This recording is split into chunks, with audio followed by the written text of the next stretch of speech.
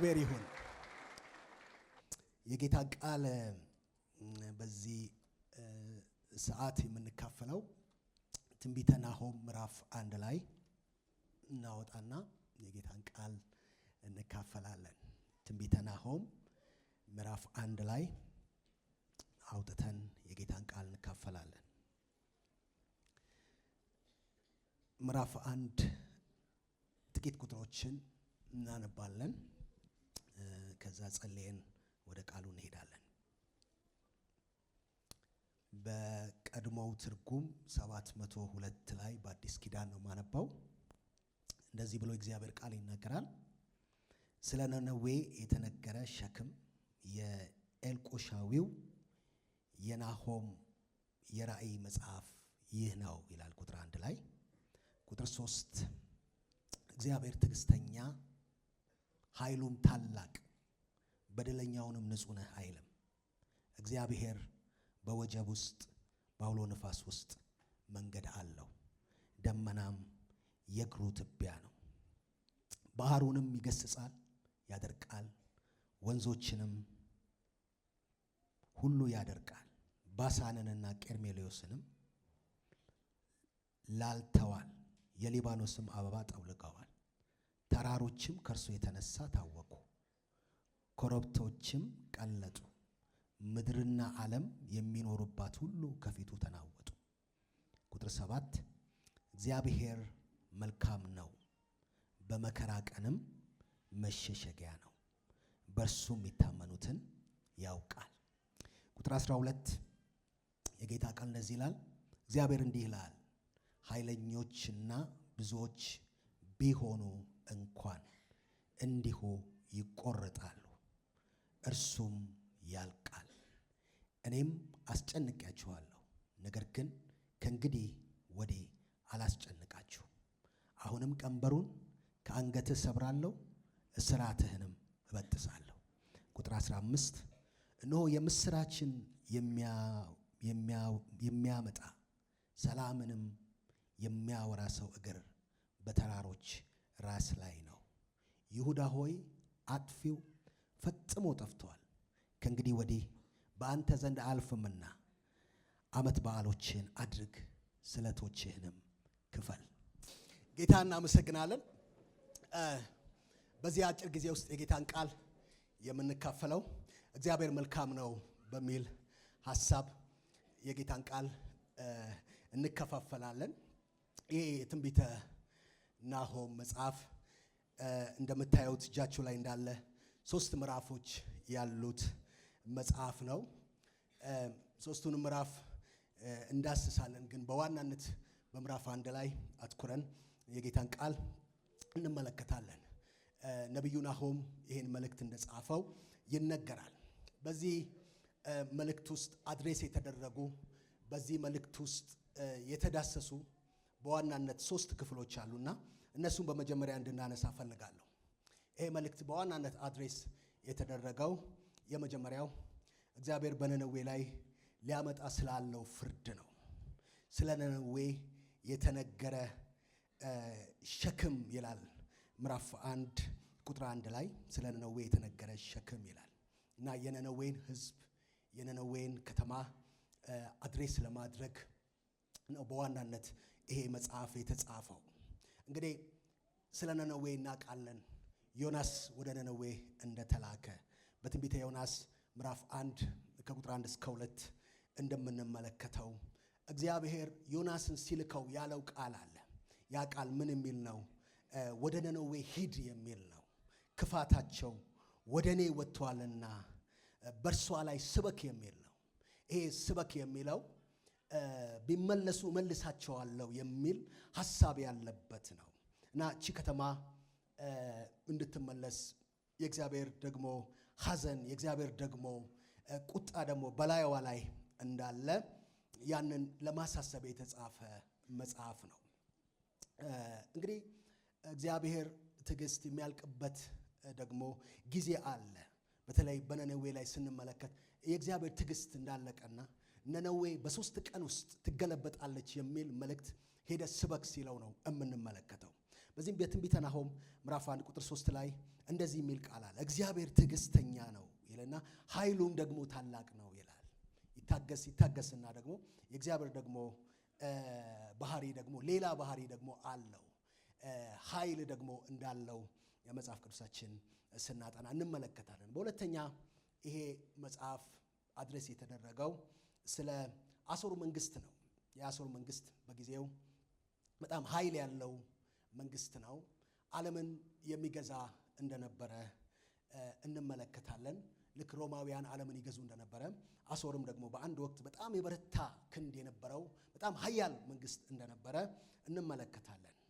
እና ይሄንን ለዚህ ንጉስ ወይንም ደግሞ ለዚህ ደግሞ መንግስት ለዚህ ደግሞ ኪንግደም እግዚአብሔር አምላክ ይሄ የማይሰበረው ጠንካራ የሆነው ኃይለኛ የሆነው የአሦርን መንግስት ደግሞ እግዚአብሔር አምላክ በአንድ ጊዜ እንደሚገለብጠው በአንድ ጊዜ እንደሚመታው የአሦርም ደግሞ ጽዋ ደግሞ እንደሞላም እንመለከታለን።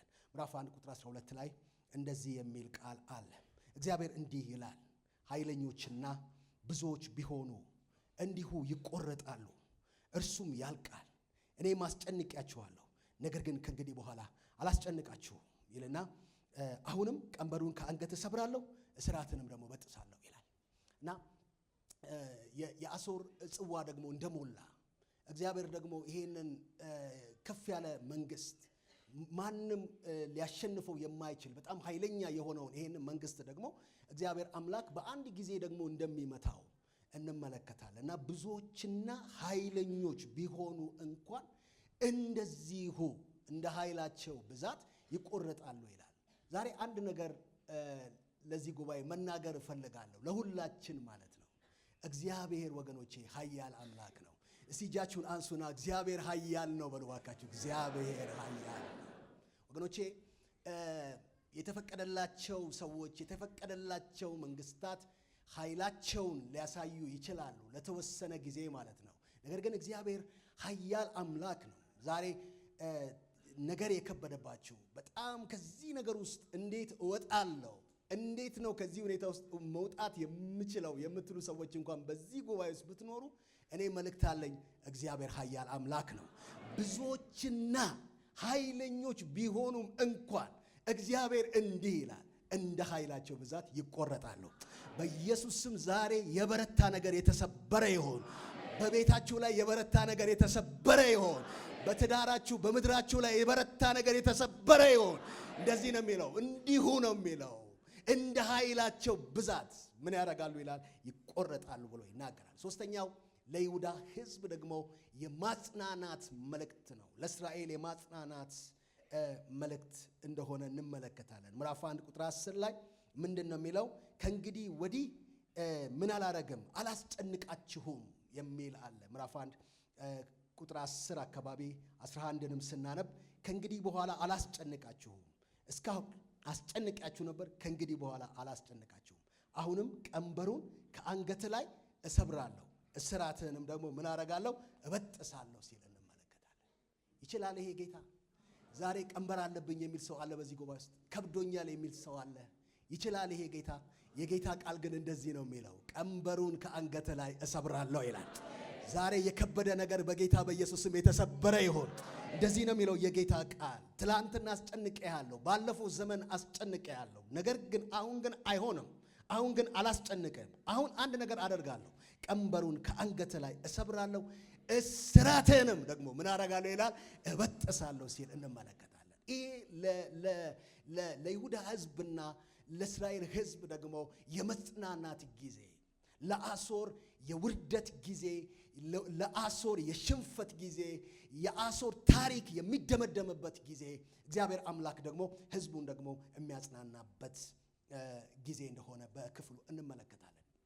እንግዲህ ይህ መጽሐፍ በምናጠናበት ጊዜ የዚህ መጽሐፍ ዋና ሐሳብ ዋና ቲሙ ምንድን ነው ስንል ምዕራፍ 1 ቁጥር 7 ላይ ያለው ነው። ምን ይላል? እግዚአብሔር መልካም ነው ይላል። እስቲ ጉባኤው እግዚአብሔር መልካም ነው ይበል እስቲ። እግዚአብሔር መልካም ነው። ወገኖቼ ዛሬ ያለንበት ሁኔታ አንዳንዶቻችን በምጥና በጭንቅ እነኝን ቤተሰቦች ለማስደሰት የመጣችሁ ልትኖሩ ትችላላችሁ። እግዚአብሔር ቤት ደግሞ መፍትሄ አለ። እግዚአብሔር ያየኛል ይሰማኛል ብላችሁም በብዙ ሁኔታ ውስጥ የመጣችሁ ሰዎች ልትኖሩ ትችላላችሁ። እኔ ዛሬ ከዚህ መቅደስ ከዚህ መድረክ መልእክት አለኝ። እግዚአብሔር መልካም ነው። እስቲ አንድ ጊዜ ጮኻችሁ እግዚአብሔር መልካም ነው እንበል እስቲ። እግዚአብሔር መልካም ነው። ዛሬ ባለንበት ሁኔታ በምናልፍበት በማንኛውም ሁኔታ ውስጥ የእግዚአብሔር ድምፅ ዛሬ ወገኖቼ በምድረ በዳችን ላይ ይታወጃል። እንደዚህ የሚል ቃል ነው፣ እግዚአብሔር መልካም ነው፣ በመከራ ቀንም ደግሞ ምንድነው? መሸሸጊያ ነው የሚል ነው። እግዚአብሔር አምላክ የተባረከ ይሁን። ይሄ የእግዚአብሔር መልካምነት ናሆም ብቻ ያወራው አይደለም። ናሆም ብቻ ያወራው አይደለም። በጣም ትኩረት አድርገን የምናስተምረውና የምናወራው ነገር መጽሐፍ ቅዱስ ሁሉ የሚያወራው መሆን አለበት።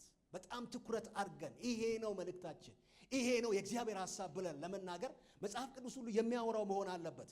ጥቂት ነገሮችን እስቲ እኔ ሙሴ በሕግ መጽሐፍቶች ውስጥ የተናገረውን እንመልከት። ዘዳግም 33 ከ26 ከ27 ምንድነው ያለው?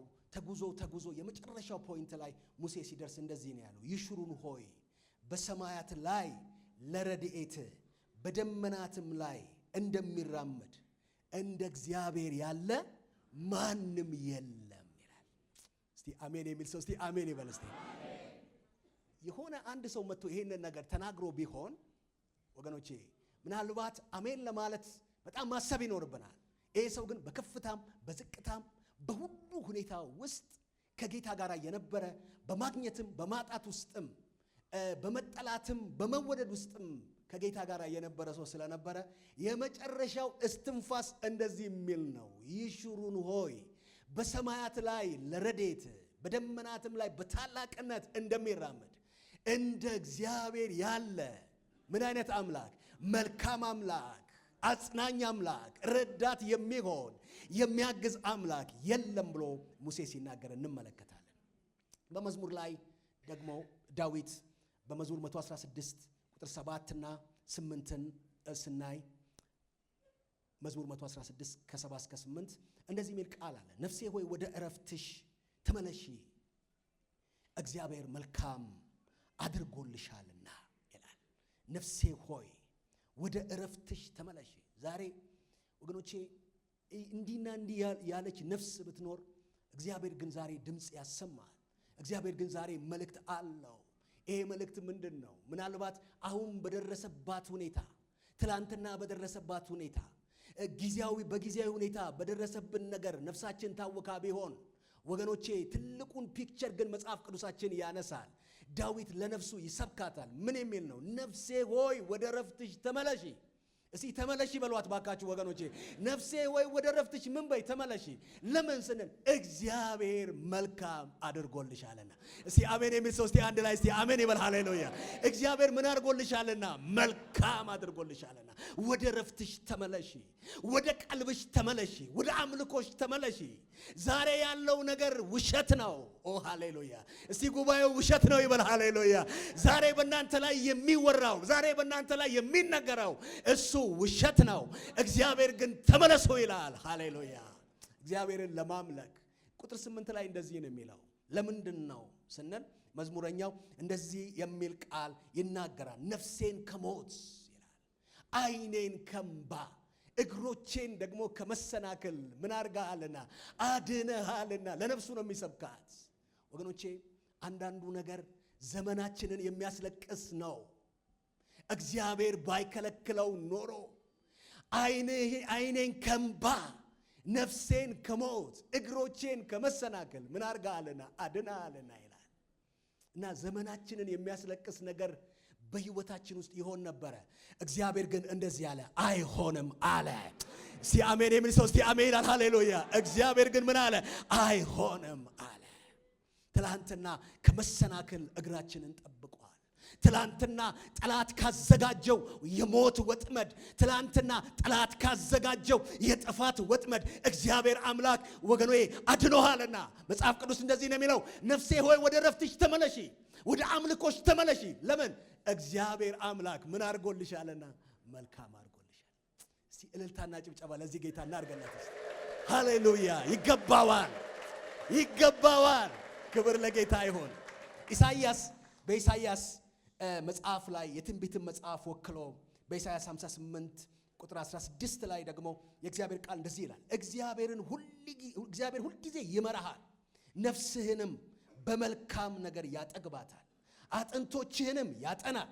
አንተም እንደሚጠጣ ገነት ውሃውም እንደማያቋርጥ ምንጭ ትሆናለህ ይላል። ይሄ የመጽሐፍ ቅዱሳችን ትምህርት ነው። ምን የሚለው ትምህርት? እግዚአብሔር መልካም ነው፣ በመከራ ቀንም ምንድነው?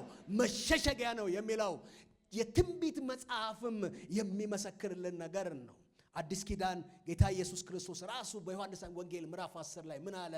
መልካም እረኛ እኔ ነኝ አለ። መልካም እረኛ ደግሞ ነፍሱን ስለ በጎቹ ያኖራል ብሎ በመጽሐፍ ቅዱሳችን ላይ ተጽፎ እንመለከታለን። ዛሬ መልእክታችንን እየጠቀለልን ነው። አንድ ነገር ነው እግዚአብሔር የሚናገረን፣ እግዚአብሔር መልካም ነው የሚል ነው። እግዚአብሔር ምንድነው? እግዚአብሔር መልካም ነው። ክብር ለጌታ ይሁን። ዛሬ አየሩ ላይ ሁሉ እናውጃለን፣ እግዚአብሔር ምንድነው? መልካም ነው። ምን ማለታችን ነው? እግዚአብሔር መልካም ነው ስንል ምን ማለታችን ነው? ከዚህ ከትንቢተ ናሆም ከምዕራፍ 1 ጀምሮ አራት ነገሮችን እናነሳና እንጨርሳለን። የመጀመሪያው ነገር እግዚአብሔር መልካም ነው ስንል በባህሪው መልካም ነው። በባህሪው መልካም ነው። ይሄ እግዚአብሔር መልካም ነው የሚለው በዚህ በቁጥር 7 ላይ ያለው የእግዚአብሔርን ባህሪ ነው የሚናገረው። በቃ እግዚአብሔር መልካም የሚያደርገው ከራሱ ነው። ተበድሮ አይደለም፣ የሆነ ገዝቶ አይደለም። አሁን የዓለም መንግስታት አንዳንድ ችግር ሲደርስብን በተለያየ በሶስተኛው ዓለም ላለን ሰዎች ከሆነ ቦታ ገዝተው ወይ ስንዴ ያመጡልናል ወይ የሆነ ነገር ያመጡልናል እና ይረዱናል። ነገር ግን እግዚአብሔር ግን ከራሱ ነው። ይሄ የራሱ ባህሪ ነው። እግዚአብሔር መልካም ነው ሲል በቃ እግዚአብሔር መልካም አለማድረግ አይችልም። ዛሬ ለሰይጣን ይሄንን አዋጅ ብትነግሩ ጥሩ ነው። ወደ ቤታችሁም ስትሄዱ የኔ አምላክ መልካም አለማድረግ አይችልም። ለምን ብሎ የሚጠይቅ ቢኖር አንድ ነው መልሶ፣ የሱ ባህሪ ነው። መልካም አለማድረግ አይችልም። እኔ ልባርካችሁ፣ እግዚአብሔር መልካም ያደርግላችሁ። ለጻድቁ መልካም ይሆንልሃል በለው ተብሎ ተጽፏልና በጌታ በኢየሱስ ስም እመርቃቸዋለሁ። እግዚአብሔር መልካም ያደርግላችሁ። እግዚአብሔር መልካም አለማድረግ አይችልም። ክብር ለጌታ። ባህሪው ነው፣ የሱ ነው። በሉቃስ ወንጌል ምዕራፍ 11 ቁጥር 13 ላይ ምንድነው የሚለው? እናንተ ክፎች ስትሆኑ ነው የሚለው። እናንተ ክፎች ስትሆኑ ይላል። እዛ ቦታ ላይ ከናንተ ልጃችሁ አሳ ቢለምነው እባብ የሚሰጠው ማን ነው? ድንጋይ ዳቦ ቢለምን ድንጋይ የሚሰጠው ማን ነው?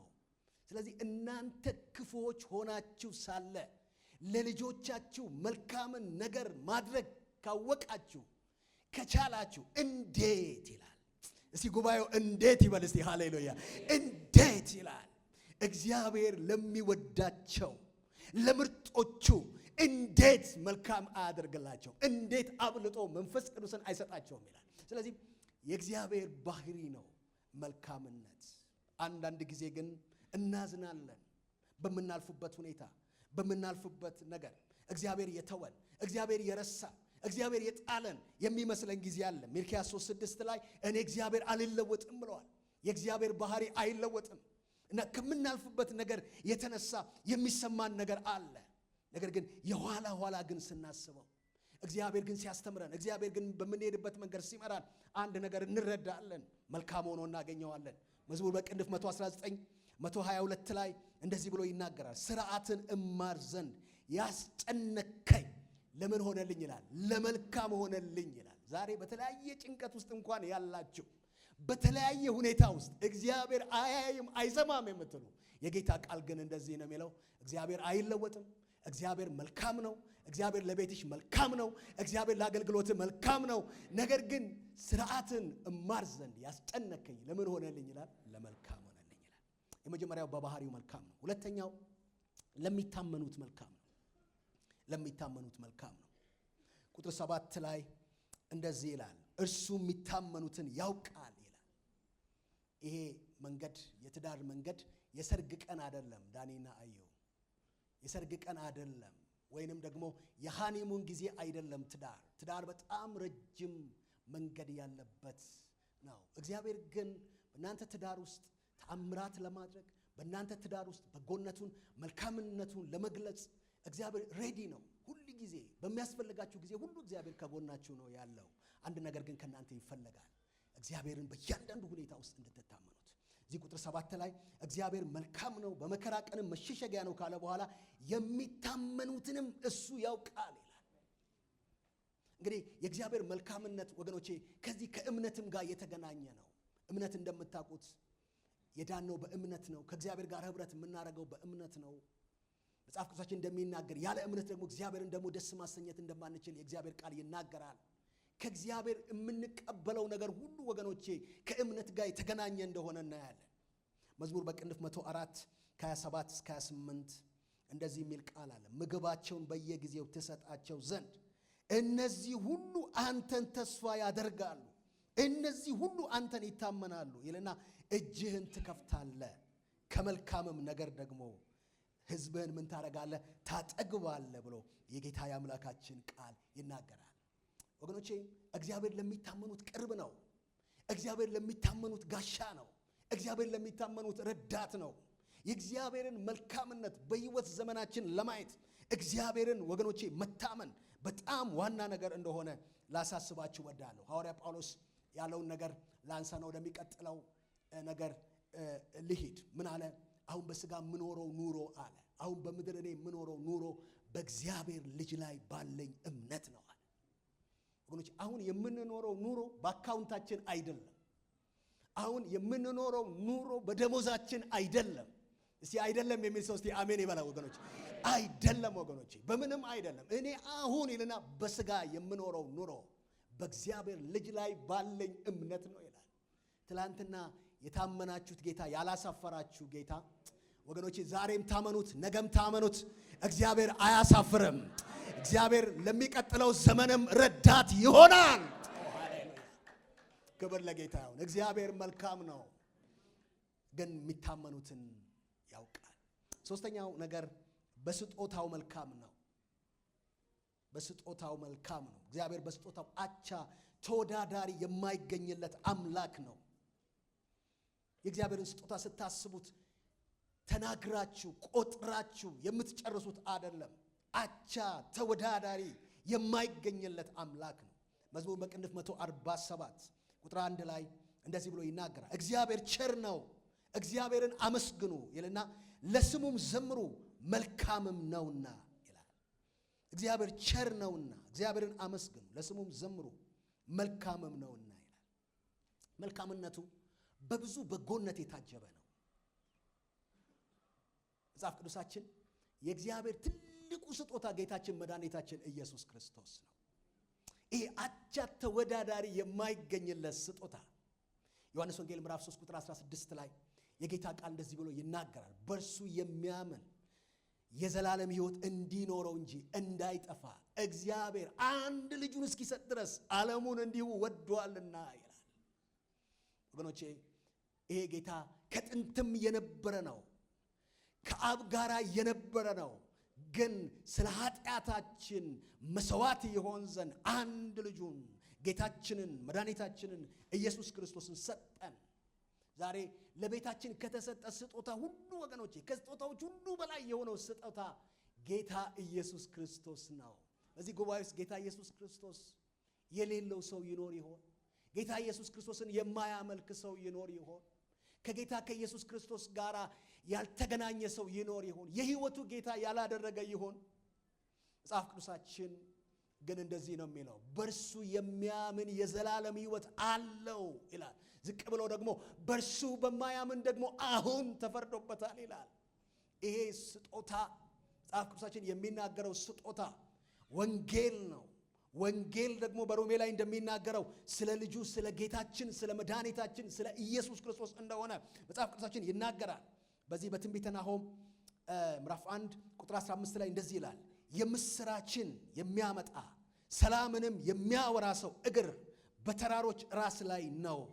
ይሁዳዊ አጥፊው ፈጽሞ ጠፍቷልና ከእንግዲህ ወዲህ በአንተ ዘንድ አያልፍምና ዓመት በዓሎችን አድርግ፣ ስለቶችንም ደግሞ ክፈል ይላል። ሐዋርያ ጳውሎስ ስለ ወንጌል ሲናገር ከዚህ ከትንቢተ ናሆም ምዕራፍ 1 ቁጥር 15 ላይ ጠቅሶ ነው ያንን ክፍል የተናገረው። የምስራቹን ቃል የሚናገሩ የምስራቹን ቃል የሚያወሩ እግራቸው በተራራ ራስ ላይ እንዳለ ነው።